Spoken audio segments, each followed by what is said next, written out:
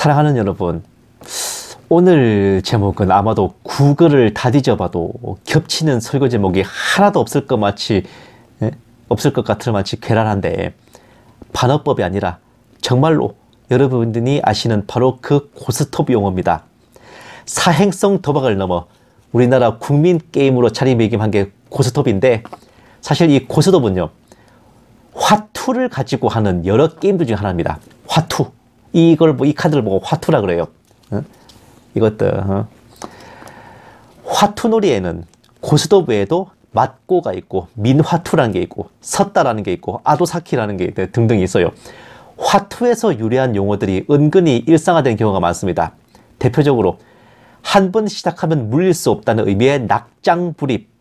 이거를 사자성어로 아시는 분들 많은데, 원래는 한 번 패를 딱 던졌으면 물릴 수 없다라는 화투 용어예요. 또 잘 진행되던 일이 없던 게 되어버리는 나가리 됐다라는 말도, 한창 치다가 이제 화투판이 뒤집어지는 등의 이유로 그 판이 무효가 되어버리는 것을 의미하고, 이 나가리랑 비슷한 의미인 파토가 났다라는 말도 원래는 패를 돌리다가 이 화투패 숫자가 부족하다든지 해가지고 그 판이 나가리가 될 때 화투판이 파장이 되었다고 해서 파투가 났다 에서 나온 말이에요. 파토 났다는 말이 거기서 나온 말입니다. 여럿이 같이 일을 하다가 책임을 혼자 뒤집어 쓰는 독박을 쓰다라는 말도 고스톱에서 나왔어요. 또 그게 대수냐, 뭐뭐가 대수냐라는 말과 동의어로 사용되는, 그것만 하면 장땡이냐, 그 사람이 오면 38광땡이냐라는 말, 그리고 땡 잡았다 이런 말도 화투놀이 중에 하나인 섰다에서 유래한 용어입니다. 어디서 오다 가다 많이 들어보셨거나 또 써보신 표현들이죠. 흔히 인생의 ABC라는 용어가 있는데, 인생을 살면서 중요한 것들의 우선순위를 매기는 표현이에요. 근데 오늘 제목인 비풍초똥83은 반대로 버려야 할 것들의 순서입니다. 다들 익히 아시는 것처럼 다 아시죠? 화투의 각 패들은 이게 1년 12달 월별로 구분됩니다. 같은 그림들끼리 모아서 이제 한 달을 가리키는데, 가령 이게 B의 B. B는 12월, 그리고 풍, 이거는 이제 10월, 초는 이제 5월, 그리고 똥, 이거는 11월, 그리고 8과 3은 말 그대로 이제 8월과 3월을 가리키는 그 패입니다. 화투를 칠 때 이제 순서가 될 때마다 패를 던지고 먹고 하면서 점수를 축적하는데, 가장 점수가 낮아서 별로 도움이 안 되는, 가능하면 빨리 버려야 될 패들을 순서대로 나열한 게 비풍초똥83인 거예요. 다만 이게 현재 고스톱에는 적용이 안 되는 룰입니다. 고스톱 이전에 유행했던 삼봉 600이라고 하는 화투놀이에서 시행된 룰이지만, 워낙 유명한 용어라서 이게 통상적으로 쓰이곤 하죠. 즉, 인생을 살면서 가까이 해서는 안 되는 것들, 우선순위와 반대로 버려야 할 것들의 순서를 의미하는 표현입니다. 비풍초똥83.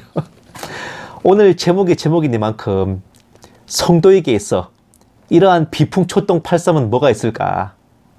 생각해보면 굉장히 광범위한 소재들이 있을 테지만, 본문 말씀처럼 성도의 신앙생활에 있어 인간관계와 교제와 관련된 부분을 함께 나눠볼까 합니다. 사랑하는 여러분, 아마 많은 분들은 성도의 교제라고 하면 이런 말씀을 떠올리는 분들 많으실 거예요. 그것은 바로 내게 잘하는 사람에게만 잘하면 칭찬받을 것이 무엇이냐, 원수를 사랑하고 나를 미워하는 사람에게도 잘해야 되고, 나를 저주한 자를 위해 축복하고 나를 모욕하는 자를 위해 기도하라 라는 말씀이에요. 그로 인해서 인간관계 때문에 고뇌하면서도 혹시나 내가 강팍하고 죄를 짓는 것은 아닌가 하는 생각에 끙끙 앓고 맺고 끊는 걸 제대로 하지 못해가지고 영과 육이 썩어 들어가시는 성도님들 정말 많으실 줄로 압니다. 오죽하면 교회에서도 성도들 간의 갈등으로 인해 고뇌하고 교회를 옮기는 교인들이 많아지자 궁여지책으로 내놓은 말이, 사람을 보고 교회를 오지 말고 주님을 보고 나오라는 말 같지도 않은 헛소리예요. 제가 굉장히 싫어하는 말이고, 그런 말을 하는 목사는 목회를 뭐라고 생각하는지 정말 궁금합니다. 맡겨진 양들이 속이 썩어갈 동안 목사님은 뭘 하고 계셨냐고 묻고 싶을 정도로 말이에요. 사랑하는 여러분, 사도신경에도 나오잖아요. 거룩한 공회에서의 성도의 교통함이 언급될 만큼 교회에서의 성도의 교제는 신앙생활에 있어 매우 중요한 요소인데, 교회도 사람 사는 곳이니만치 인간관계로 인한 고민이 없을 수가 없어요. 다만 성도의 교제라고 해서 다 좋게만 볼 수는 없고, 때로는 나 자신을 위해 맺고 끊고를 결단해야 될 때가 있어요. 비록 원수를 사랑하고 나를 미워하는 자, 저주하는 자를 위해 축복하고 선대하라지만 그것도 사람 나름이고 선이라는 게 있습니다. 하나님은 우리가 뱀처럼 지혜롭고 비둘기처럼 순결하길 바라시지 뼈없는 해삼처럼 호구 등신이 되기를 원하지 않으시거든요. 무엇보다도 이게 우리 육적인 시각에서의, 인간적 시각에서의 호불호를 기준으로 할 게 아니라 영적인 시각, 먼저는 나의 영성과 영혼, 신앙이 걸린 문제이고, 둘째는 하나님의 시각에서 옳고 그름을 따져야 되는 겁니다. 원수를 사랑하고 나를 미워하고 저주하는 자에게 잘하려다가 내 영혼이 다치고 마음이 상처를 받고 끝내 하나님까지 원망하게 된다면 그게 어디 말씀대로 잘 지킨 거겠어요? 사랑하는 여러분, 버려야 될 첫 번째 요소는 어떤 경우라도 구원의 확신이 흔들리게 만드는 성도나 사역자 혹은 그런 교회입니다. 이런 경우에는 인간적으로 관계가 좋아도 결단을 내리셔야 돼요. 두 번째는 계시, 환상, 은사를 입에 달고 사는 성도와 사역자예요. 뭘 봤다 들었다 주님이 내가 어쩌고 저쩌고 하셨다라는 말을 능사로 하는 이들과는 가까이 하셔서 좋을 거 하나 없습니다. 그런 계시 노름은 마귀 역사가 있고 미혹의 영이 움직이기 때문에 주변 성도들을 물들이게 되고 감염시켜요. 끝내는 말씀, 기록된 말씀을 떠나 신비주의의 영혼을 빼앗기고 물질을 노략질당하는 결말만 나올 뿐입니다. 세 번째는 본인이 겸손한 언행을 하며 본을 보이는 대신 남에게 겸손하라고 던지는 성도나 사역자입니다. 특히 자아를 죽이라는 소리를 자주 하는 자라면 반드시 거리두게 하세요.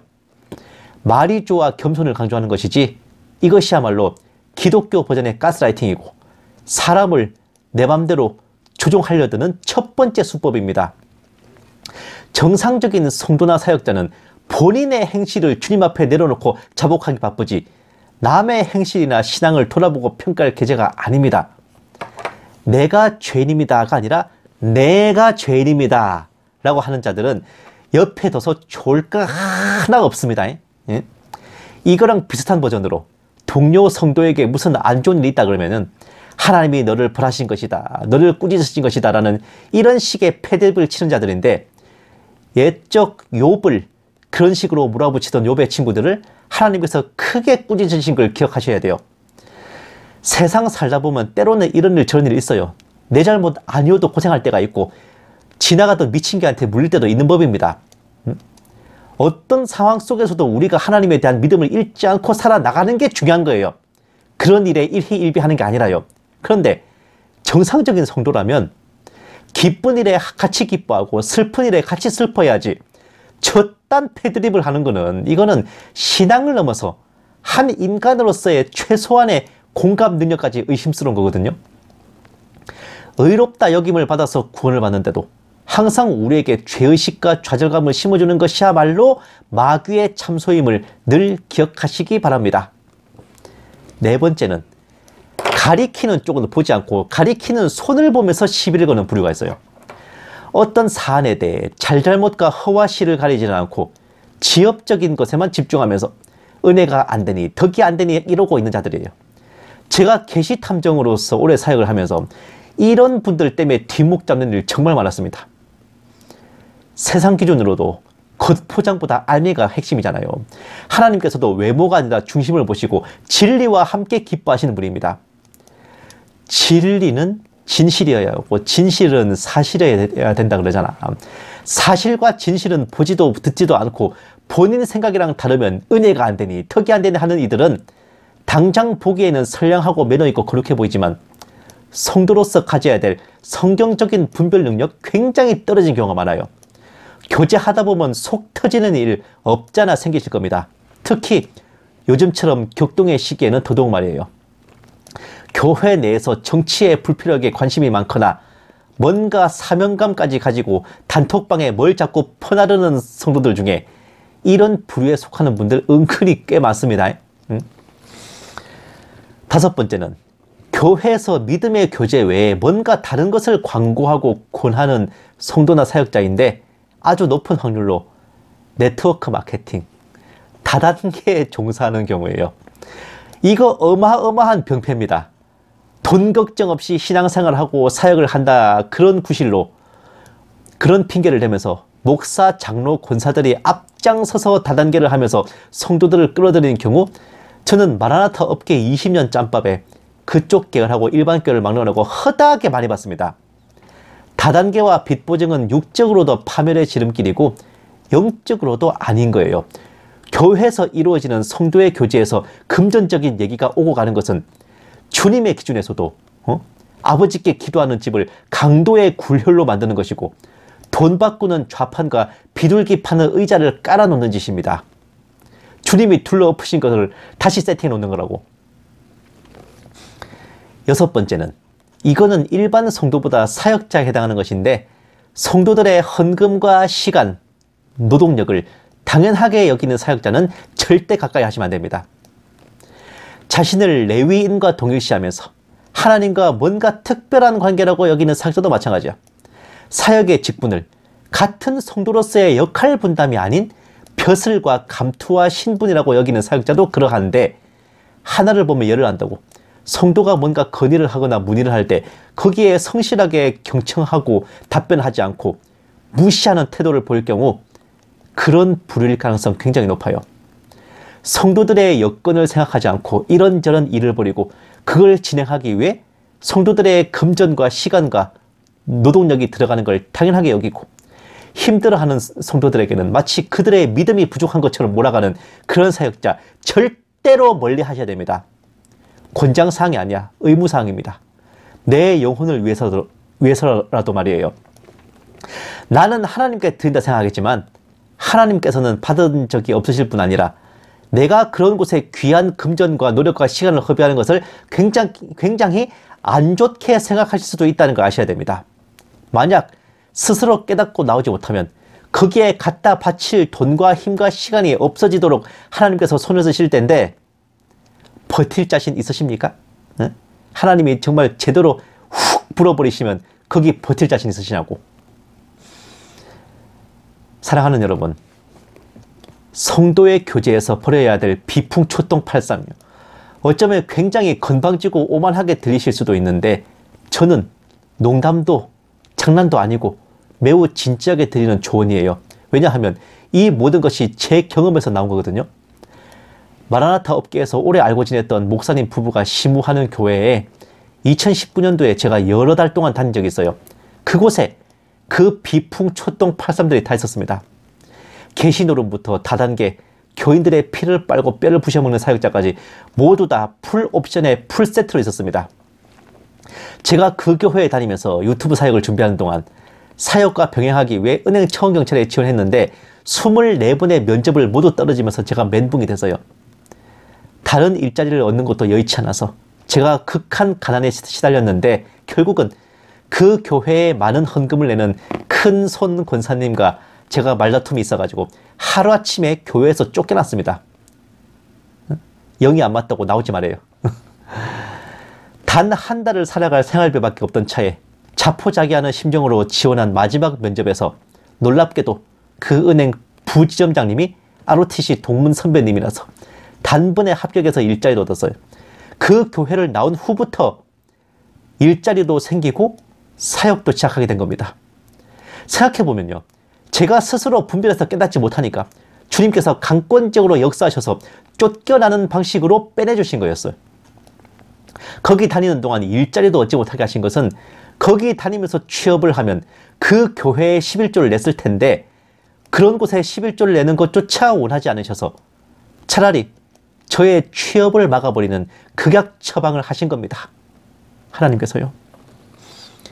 주님의 강권적인 개입으로 빠져나오고 나서야 경제적으로도 열리고 사역도 열려가지고 이렇게 여러분들께 말씀을 전하는 자리까지 오게 된 겁니다. 우리가 누구와 교제를 하는지가 얼마나 중요한가를 저 자신을 교보제로 삼고 마루따로 삼아가지고 생체 실험을 해가지고 여러분들께 알려드리는 거예요.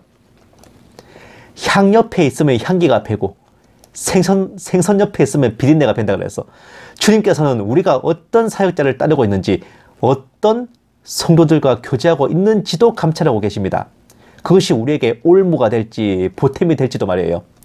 저와 여러분은 부디 매사에 헤아려 좋은 것을 취하게 하시고 가장 좋은 것으로 우리에게 베푸시기를 원하시는 우리 아버지를 믿고 주님을 의지하며 말씀 안에 항상 바로 서 있기를 구해야 할 것입니다.